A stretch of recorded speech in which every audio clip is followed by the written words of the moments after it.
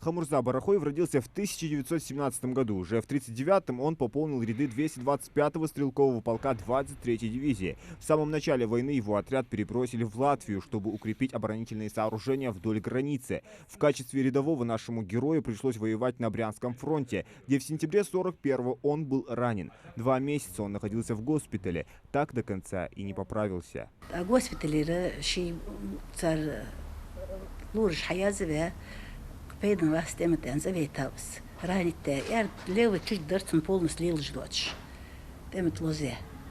Их было 3 двоюродных брата – Хамарс, Лорс и Ахмед. Из села Галга-Юрт они добровольно ушли в армию. Тогда еще не знали, что прямиком попадут на фронт, где их распределили по разным частям. Хамурс после ранения вернулся к своей семье. Что стало с остальными, до сих пор неизвестно.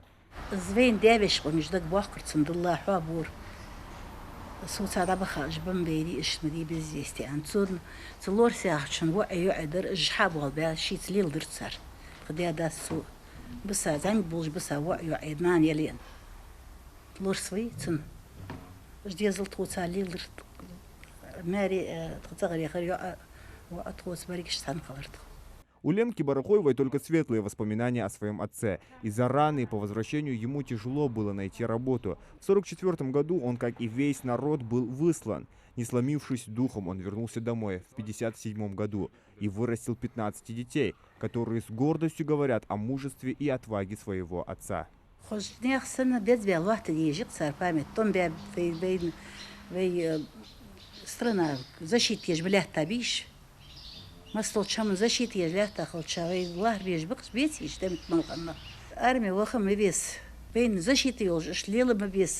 И هتزليلش بوكيجنا كزجمات بوغري خارصة خماش سليل دج جيقير بري خماش زعدي خاجمات بوغري ديك مبري جبيتري السليل دج أرمي دابغا شيء سلوجيت تاز أبيحكتش ديك ترقص ديك أنا خبر ساري دي وندوش خبر جديك 22 июня 1941 года. В это утро миллионы людей услышали новость, которая перевернула их жизни. Началась война. Война, которая станет самой крупной в мировой истории. Около 40 миллионов советских мужчин отправятся на фронт, более половины из которых не вернется домой. Они не были готовы к войне, но сражаться пришлось. Встали на защиту Родины от немецко-фашистских захватчиков. Среди них более 20 тысяч ингушей, фотографии которых висят сегодня в зале славы Краеведческого музея.